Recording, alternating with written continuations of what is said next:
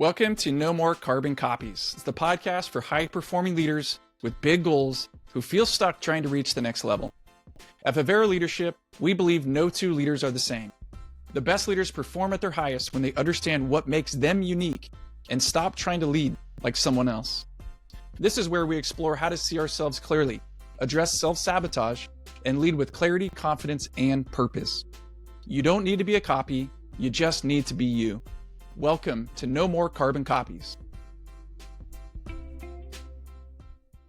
Welcome to the No More Carbon Copies podcast. Excited today to have Emily Moses with us. As you know, we have conversations on this podcast about leadership. Leaders don't know themselves very well. They often cap their own leadership, have a flatter trajectory, less impact, and often sabotage their own leadership. We like to challenge people with conversations about how to adjust their trajectory and how to have real self-awareness. We really encourage people to discover who they are uniquely and lead from that foundation rather than trying to conform to the leadership styles of the folks around them. So on that note, really excited to have Emily with us today. Introduce yourself before we jump into the conversation. Okay. Thank you, Roger, for having me. And I know we both love this topic. I'm from Anniston, Alabama. I've been in Nashville, I guess almost 20 years and in healthcare that long. But I started out my career, actually, I majored in apparel merchandising and design. And I love to tell people that story to say, you think you have the path, and sometimes it goes the complete opposite. So my stepdad actually owned his own search firm from 1980 to like 2009. And jokingly growing up, I said, I just want to do what you do. All you do is talk on the phone and play golf.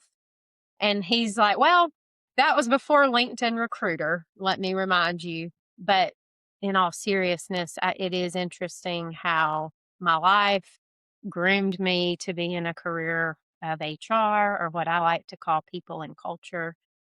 And sometimes I jokingly say I tend to lean into being an undercover pastor or counselor. So with that, was at an agency, then went to Healthways, then went to a company called NaviHealth, where it was an incredible experience to transact 3 times and grow my career. And then I've led people and culture at 3 other companies. And I finally said, what is enough? So I was tired of doing these startups. They're not always promised any type of transaction. And that's not obviously why we do it, but it does make it fun to win in that way. And so Leave Your Mark was created about 2.5 years ago. And we focus on recruiting within healthcare, as well as fractional, what I call chief people officer type positions, where I can come in and help lay a foundation to allow the organization to scale. And that leads us to today. That's great. Yeah. That's great. Our paths have crossed over the past year, and it's been exciting because we're in a similar journey and didn't know each other until recently. So one of the big things that's just happened in your life is that you wrote a book, and the book is called Enough. Highly recommend it. Go out and get it. We'll put a link in the show notes to it. But what inspired you to write your book? Who's your book for? What's the message? Yeah. Well, I mean, in full transparency, Justin and I are right at that 45 years of age mark. And if you haven't figured out who you are, life's going to come at you real quick at that midlife. So through some counseling for the both of us, it kind of came up. I'm driving down Franklin Road one day and looking at all these beautiful houses and cars. And I just had a moment of like, what are we doing all this for? So I get there, and the counselor, I'm telling her this, and I'm like, I'm tired. I'm like jam-packed with meetings. And I was like, I just want a car tag that says enough. And that actually came from a friend that knew a guy in her church that had that on his car tag. And she said, or you could write a book about that, because you have an interesting perspective with the role you've played and being from a small town in Alabama. Now you're in Williamson County. And so my type A, Enneagram 3, said, oh, I'll add that to the goal list. But I did put it aside. And I'm in yoga one morning, and this girl sits next to me. Long story short, she used to work for Thomas Nelson Publishing. and now she is a ghostwriter. And I didn't even know that those existed. But in 2 years in the making, she and I came together, and then the book was created. And it's called Enough: The Relentless Pursuit of More. And if you don't define your enough, you're always going to keep moving that needle. And I think just being in this world, knowing I have to define that for myself, and I know how I'm feeling in life. And then I was talking to so many others that were feeling the same. I just thought, hey, if this helps 5 people, great. If anything, it's therapy for me to walk through that journey to know my why and then share that with the world. So, April, it was out into the world, and it's been a fun journey. Congratulations. I love to see people take those risks Mhm. to put something out there into the world and put their voice out there. Congratulations to you for doing that. Thank you. It's a great book. You say at one point it's very uncomfortable for people to dwell on their own positive traits, the things that they do well. It's uncomfortable for people to do that. And so they tend to decrease their confidence Yeah. in tough times and look to other people to copy or shape that. Can you talk more about your experience of watching leaders at all levels do that? Why do you think we're uncomfortable with that idea of enjoying and celebrating and really knowing and embracing what we do that is really good, that Yeah. we're a gift? Why is that uncomfortable for people, do you think? Huh. Yeah. Great question, Roger. Wow. Because I even remember when I met my husband, like calling my mom, and I was to the point, I mean, I think I was 28. I was so over dating, and I wasn't just going to go on a date to date at that point. So my mom and I had actually started praying, like, Lord, either bring him soon or just help me be okay. And I may not get married, and that's okay. And so with that, when I met Justin, I called her and I'm like, I met this really nice guy, but I feel like I don't deserve him. And Mm, she's like, Emily, don't deserve it. Like, we've prayed for this your whole life. But again, in my thing of like, I don't, and so I say that word, Roger, deserving and worthy, because I think sometimes we work so hard thinking we have to do it on our own.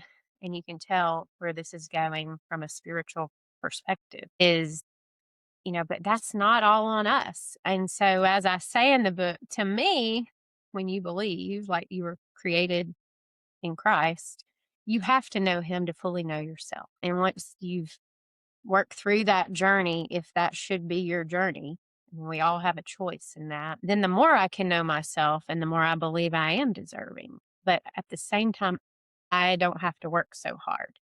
He goes on my behalf, and I can rely on that power versus it's all on me and I did this, I did that. So I think it's definitely a mindset shift that I see in a lot of leaders, especially that CEO, COO, who they've earned it, they deserve it. But at the same time, they're struggling with this imposter syndrome of deep down, they don't feel like they do. And yeah. so that's how we show up. Yeah. Yeah, I always find it interesting. There's the sense of you have to go fight for your place. You have to go compete with folks for the next promotion. You're Mm, competing for jobs, climbing this imaginary ladder to this illusion of success or satisfaction or whatever. And you're climbing and climbing and you're competing. And at the same time, your inner critic is telling you, but I'm not as good as this person. I'm not as good as that person. So you have this constant comparison, but at the same time, always trying to compete to prove your value, prove your worth, because you've got to get yes. get ahead. It's such an interesting battle that we have within our own mind and heart. And those two things can't be true. I can't be better Yeah. than everybody else and also worse than everybody else. Right. Like, I can't be humble, and then this term high performance culture, which we can talk about that.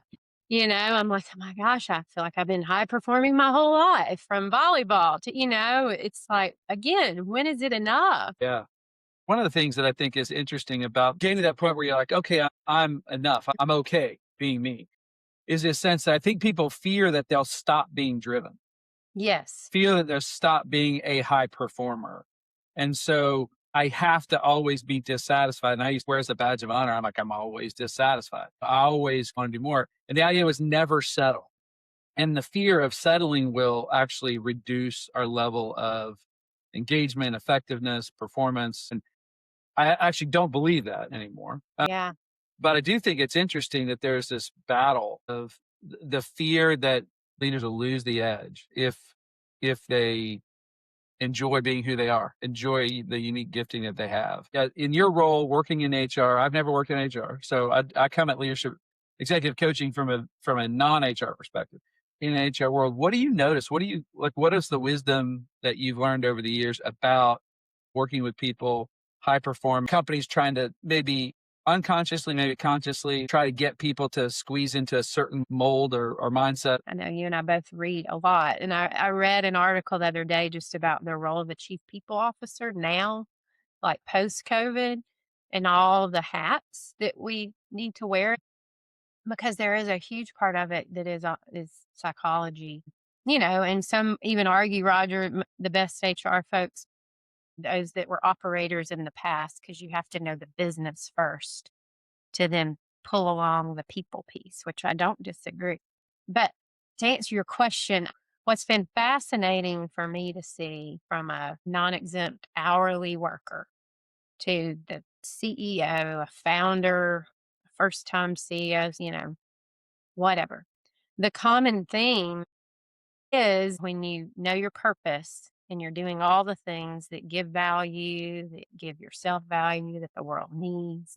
When you've kind of done the work to know that and be very clear, those folks tend to be the happiest. It may not be the title or the money. It's like really knowing what you're called to do. When I'm meeting with someone to change jobs or they're out of a job and looking for that next job, hey, now that you're here, why don't you use this moment to know who you are? So while you look for a job, understand and look for yourself. All that to say, many felt as if I don't have a choice. I have to do this job because we have set up a life that depends on it.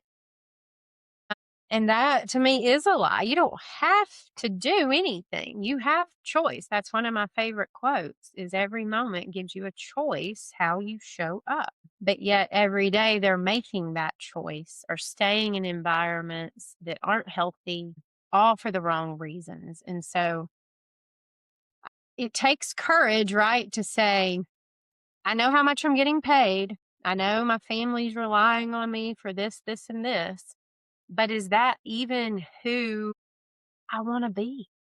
Because I don't talk about this a lot in the book, but I have a heart condition. My mom has it, her dad had it, his dad had it. And so the heart is very special and we need to take care of that. And I think with it, it's made me realize how short life is and every day is a gift.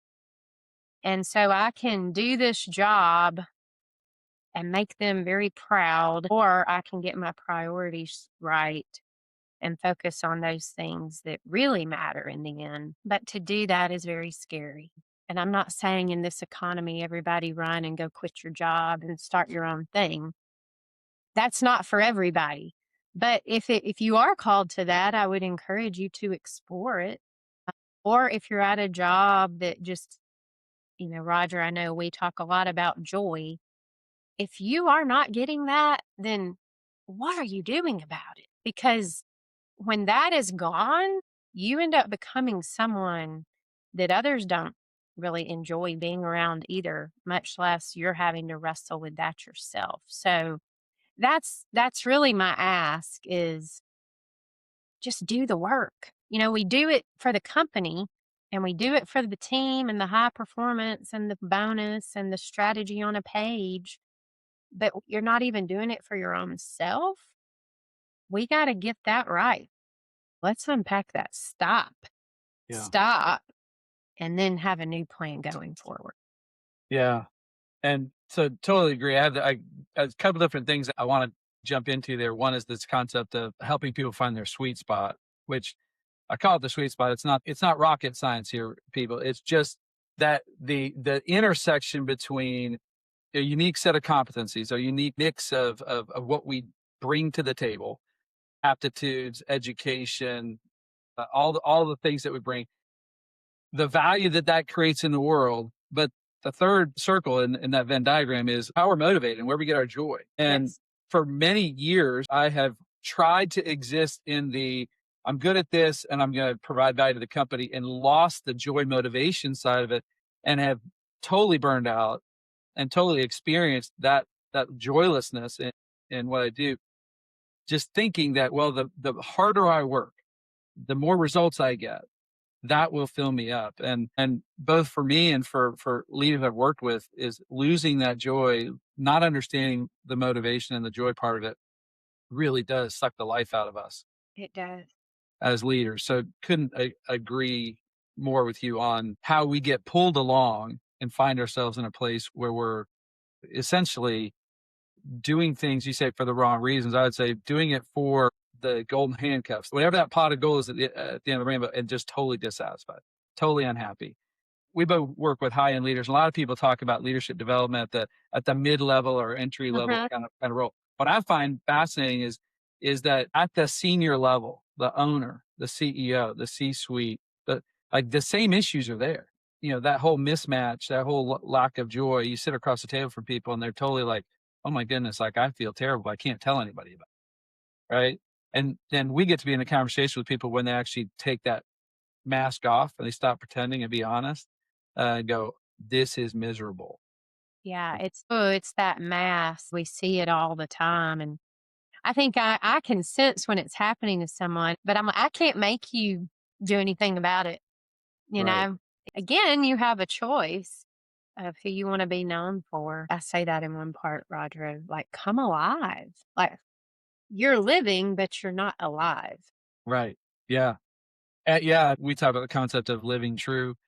In fact, that's where the name of our organization comes from, is really the idea of living true or leading true, leading from who you are. You just mentioned the idea of like the opportunity of transitions and what transitions give you, this opportunity to reset, to learn more, understand yourself more, and then adjust your trajectory based on that. When someone's in that mode or in that transition, what are some of the things that people need to do to better understand or know themselves, Yeah. so that they can do that? Many times it's that grief cycle, like, this has been done to me. My confidence now is even lower. How am I supposed to go out there and get a job? And again, it's that mindset shift. It's how we speak to ourselves.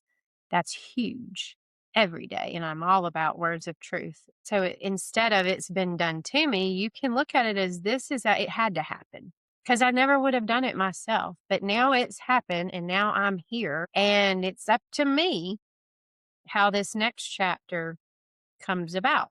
And so, I even created a guide of your job search strategy. And as we know, relationships in the work we do, my dad was just like, relationships are everything. And I didn't understand it at the time. Now I can't say it enough, the little things. And actually, how I got my job at Healthways, I reached out to them because I was selling recruiting, and I just noticed their talent acquisition leader went to Auburn. So I sent her a note, and at the end just said War Eagle. I would love to know about the corporate side of recruiting, and never knew that was going to get me a job offer. So again, it's finding those connections, putting yourself out there, but then back to knowing yourself. I think it is uncomfortable, like you said, to make a list of, here are all the things I'm good at. Here are all the things I enjoy. Yeah. And this is also what people have said about me. So this is what I'm kind of known for. And so when you take that, and I even remind people in an interview, it is awkward, but this is the time to brag about yourself. Because if you don't now, they'll never be able to answer that question. Why should we hire you? How are Yeah. you different than Yeah. all these other people I'm talking to? And so if you can find that, sit with it for a day and really reflect on when I was most happy, the best team I was a part of. What did that look like? Who were those people? To me, that's how you really get clear on what you say yes to and what you say no to. I know sometimes you have to take a job to find that next. It's a bridge, it's not the forever, but never quit asking those questions. As leaders, you hire somebody, you have an employee, you want them to be confident. You want them to come in and go, man, here's what I do well. I'm gonna do Yeah. that. We want that from other people. We enjoy that. We can see that in other people. Mhm. We celebrate that in other people. Man, they're so good at this. They're so good at that. Man, they really know how to negotiate. They're really good at data analysis. They're really good at relationship building. They're really good at conflict management. We Mhm. love it, celebrate. But when we turn around and look at ourselves, we're like, no, no, yep, can't really celebrate what I bring. That's why seeing yourself through the lens of other people, and the gift of being yourself talks about this. But the idea that the people around you see you clearer than you see yourself in many ways. I call it this concept of relaxing. Like, what helps me relax and go, you can take a deep breath and Yeah. go, oh, I do bring value. It's through understanding and accepting and embracing what other people say about you. And we don't often in the corporate world, I worked in the corporate world for a long time. And the feedback actually doesn't come in the corporate world from going and asking for feedback. It usually comes unsolicited. And so the idea of actually going and asking people and saying, it would be really helpful for me to know what you think I do really well. Like, I need to know that, especially in a job transition time period, allows you to soar into confidence and understand, like, oh, wow, people do see me in a great way. And I don't see myself that way. I'd love to hear you from an HR perspective. What are your thoughts on executives where they've plateaued, maybe they're in transition, and maybe they just have this major imposter syndrome? What do you see that allows people to effectively adjust that trajectory and refine that fire to go, I'm going to go after this again? Mhm. Well, yeah, I've actually am working with a client. They just redid their values. So I'm also a big fan on what are your own values and getting really clear on that. And once you know that, then you can even start to align with what type of organization you want to work for, because that to me must align. And all that to say, one of their new values is compassion. And I think when we started to double click on that, a lot of the men in the room, they're like, it's just squishy. Like, what does this mean? But once we started getting in there, it's actually saying direct Yes. feedback, asking for that, that two-way dialogue, connection, and compassion isn't always nice. Like, my grandmother, who I talk a lot about in the book, I always said she's hard but soft. And I knew, like, if she said something like, Emily, hold your shoulders up, I knew it's because she loves me so much that she's willing to just tell me, like, call a thing a thing. And the more comfortable we are in that, especially being from the South, bless her heart. Oh, don't say that. That may hurt their feelings. But when we're not giving that, it actually hurts worse. So ask for it and also know it can be a gift that you crave. And the Yeah. more you ask for it and receive it, and the more you give it, you build that muscle. And the people that really know, it's Yeah. only from a place of love. Yeah. But just Yeah. getting more comfortable with those conversations. I don't know why we hold back, especially being in HR. Many times I've shown up to a conversation where I know we're going to let someone go and it's with the CEO and they're like, well, Emily has something to share with you. And I'm like, Emily, okay, is this what we're doing? Yes, this is an uncomfortable conversation, but honestly, it could be the biggest gift for them because they're going to feel such relief being able to be done with this because they know when it's not a fit either. Yeah. So just call a thing a thing. Yeah, That's I mean, sometimes it's like the simplest concepts that tend to throw us sideways because we think we're, oh, well, we're more mature than this or whatever. But Mhm. the kick me sign on your back, we allow people and other people allow us to walk around with kick me signs on our back. We're Yes. like, oh, I'm not going to tell them that. And it's fascinating to me. It's like, can you really say you care about somebody when you're going to allow them to shoot themselves in the foot every day, every week, make the same mistakes over and over again? And you just smile and nod and allow it to happen out of Is it a lack of courage? What is it that allows us to do that? You use the word love, and I love using that word because it shocks people when you think about love. Oh, wait a minute, we're in the professional workplace. What are you talking about? Because in every other sphere of life, they talk about what does it mean to really care about people and love people. And telling the truth is part of that in It every it sphere of life. And it is. I mean, yeah, Roger, you reminded me. I remember again back in my Healthways days as a recruiter, I had a guy.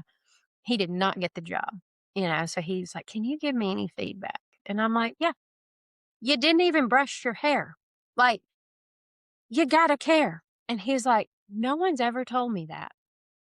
And I'm like, "Well, that's really sad because when they see that, you're never gonna get this job."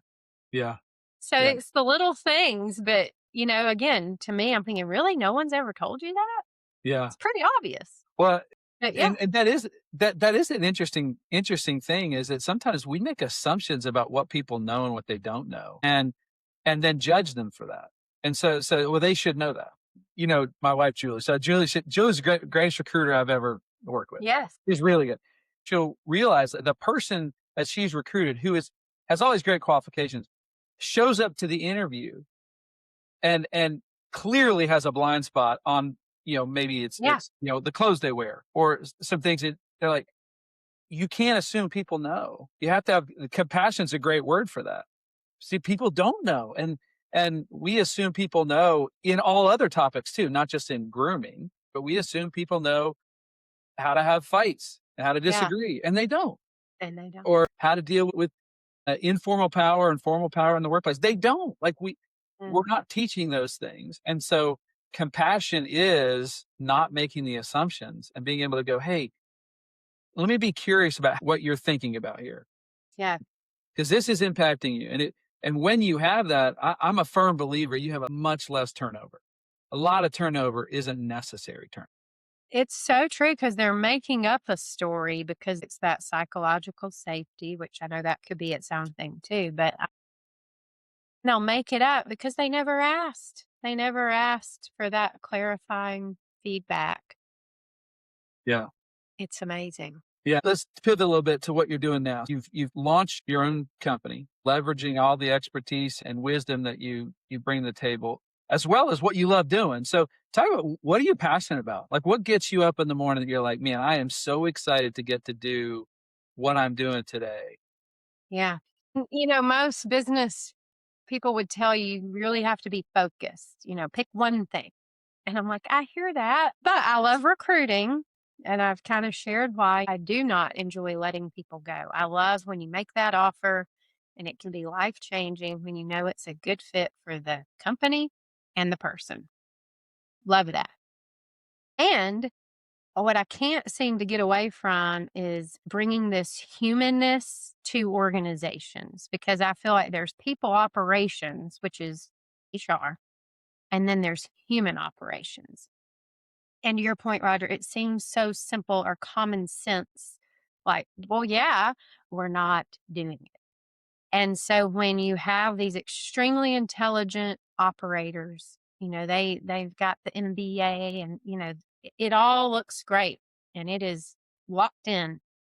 But then they're struggling with how they treat their team or turnover, or not knowing them personally and all these things and even understanding the right people for the right seats as the company grows and scales.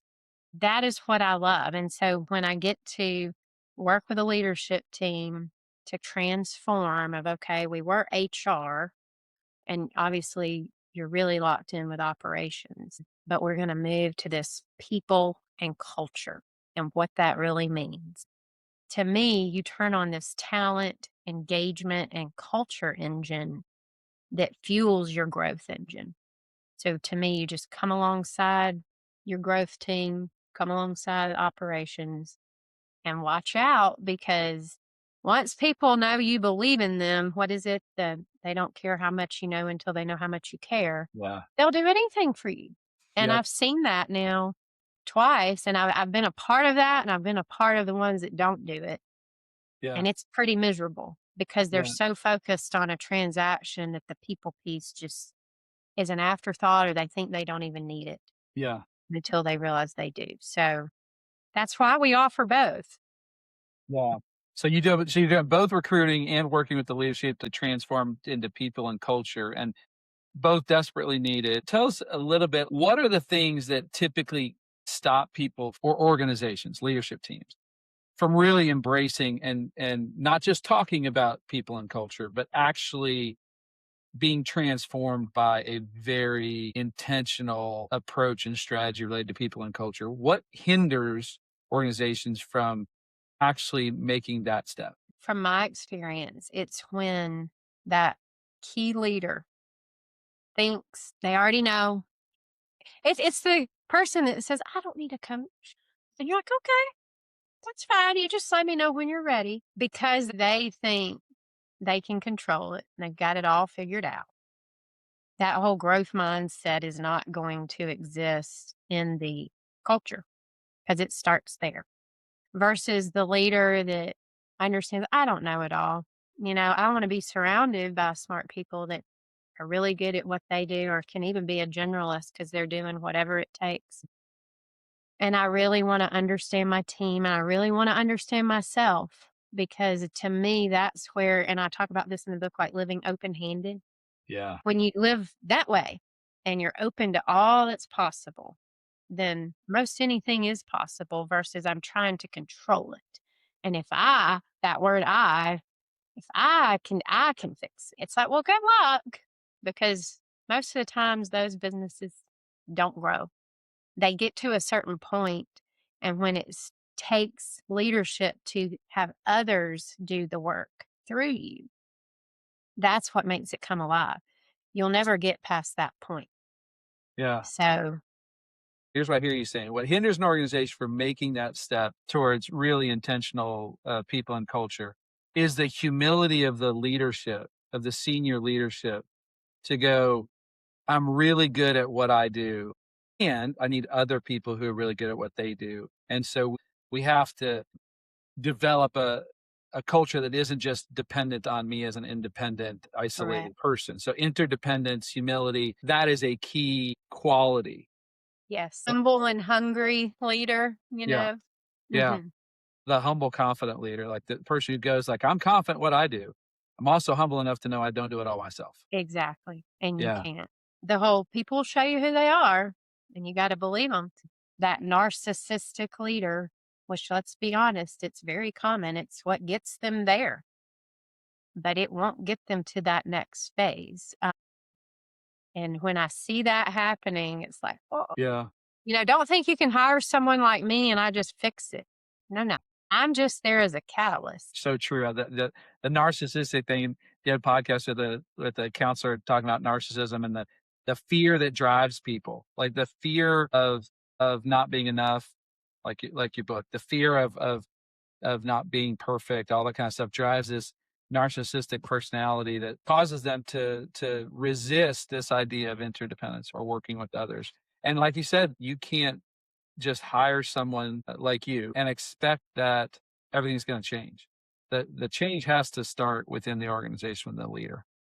100%. And that's the difference to your point. You have a culture based on fear, or you have a culture built on love. Yeah. You get to choose. Yeah. One of the questions I'd love to challenge leaders to ask is, do you want the people you hire to be free to bring all of their intelligence and insight and strategic thinking? Do you want them to be free to offer value to your organization? And all the leaders go, absolutely. It's like, oh, you want people to be free. What's stopping them from being free right now, from doing that? And it is so much this idea of an undercurrent of fear or It undercurrent of is. comparison that keeps people from really being as great as they can be. From your perspective, what are the things that cause fear in organizations? I think it's when they feel one person is in control, a directive comes from that person and they feel, I can't say no. I just have to do it. And then that's pushed down. Again, it creates bottlenecks and it's not going to last. Versus when that freedom to make mistakes, freedom to admit when you're wrong, what that ends up doing, is that foundation of trust. And once you have that, you can go so fast because then all the other things start coming on. I'm a big fan of Pat Lencioni and 5 functions of a cohesive team. I mean, the ultimate pyramid is results, and that's how it builds. But when you bring in fear, never get the trust. So then that it never builds, never get the results. So fear, trust, we could probably have, I don't know. I mean, we'll have to do a series of podcasts, I think, Emily. But let me just say that just from this conversation, it sounds to me like your passion, your focus is really on the transformation of organizations to really thrive because they have a people and culture strategy that really does set organizations up to grow and to scale and to perform at a high level, exactly because they do the things that a lot of people don't talk about, which is they build trust and they put people in seats where they can thrive. So we share that, and it's exciting to see you doing what you do and loving it. And definitely encourage everyone to go out and get Emily's book. It's really, really good. Guarantee it will be a huge encouragement to you. So, Emily, thanks for your time. Thanks for sharing your wisdom. All the best as you continue to move forward. Well, thank you for having me, and thank you for making the time to have the conversation. Well, until next time, Emily. All right. Bye.